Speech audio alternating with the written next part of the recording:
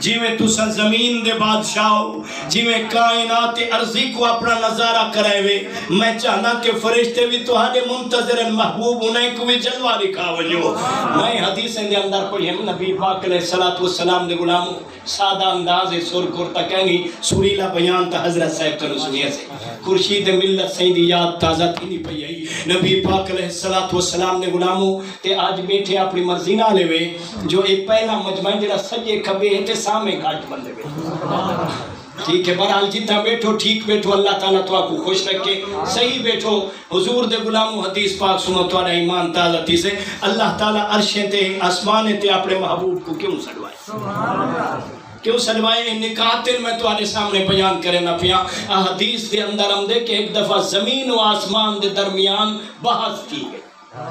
مناظرہ تھی گیا آسمان آکے میں چنگا زمین آکے میں چنگا آسمان آکے میں چنگا میں افضلہ میں بہترہ میں اعلیٰ زمین آکے میں چنگیا میں افضلہ میں بہترہ سرکار مدینہ صلی اللہ علیہ وآلہ وسلم دے غلاموں آسمان نے پوچھاؤ زمین تو جو آدھی جو میں افضلہ تیرے افضل ہونے دی دلیل کیا تو جو آدھی میں بہترہ آسمان کنوں تیرے بہتر ہونے دی دلیل کیا ہے نبی پاک دے غلاموں زمین آکھن لگی اے آسمان میں ہی وستے تین تو افضلہ کہ میرے اتے باغات موجود ہیں میرے اتے پہاڑ موجود ہیں میرے اتے درخت موجود ہیں سرکار مدینہ صلی اللہ علیہ وسلم دے غلاموں آکھر پائے کہ میرے اتے دریات سمندر موجود ہیں میرے اتے نہرہ موجود ہیں آقا علیہ السلام دے غلاموں آسمان آکیا ای حق گال فضیلت علی اے گالی کوئی فضیلت علی ہے اگر این شاہ کو دے دیتا میرے اتے چندر بھی موجود ہے